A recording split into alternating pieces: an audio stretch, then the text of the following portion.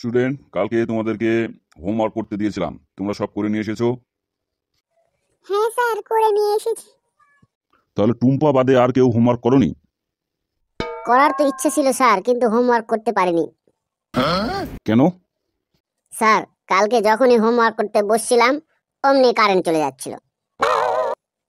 তাহলে কারেন্ট যখন আসলো তখন হোমওয়ার্ক করতে পারতে। স্যার, আমি যখনই হোমওয়ার্ক করতে বসছি তখনই কারেন্ট চলে যাচ্ছে। এবার কারেন্ট আবার আসলে হোমওয়ার্ক করতে বসলে আবার কারেন্ট চলে যাচ্ছে। এবার বলেন তো দেখি স্যার, আমি হোমওয়ার্ক করতে বসলে কারেন্ট চলে যাচ্ছে, তাতে কত মানুষের অসুবিধা হচ্ছে। এবার এটাই ভেবে স্যার আমি আর হোমওয়ার্ক করিনি, আর গোটা রাত তখন কারেন্ট থাকলো।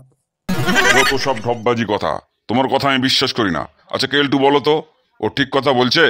স্যার, কেলটু মিথ্যা কথা বলেনি। আমাদের পাড়াতে কারেন্ট খালি যাচ্ছিল আসছিল। আমিও তো স্যার ওই হোমওয়ার্কটা ওই কারণে করতে পারিনি।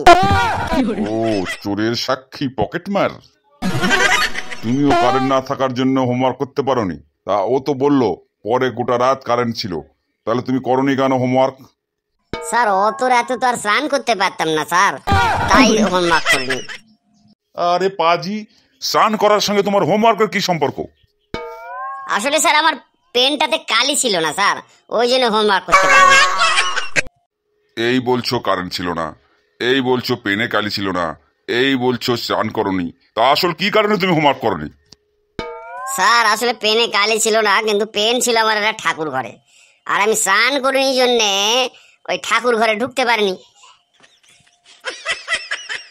তাহলে দিনের বেলা স্নান করনি কেন?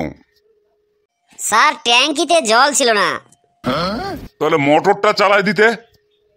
স্যার, প্রথমেই বললাম তো কারেন্ট ছিল না।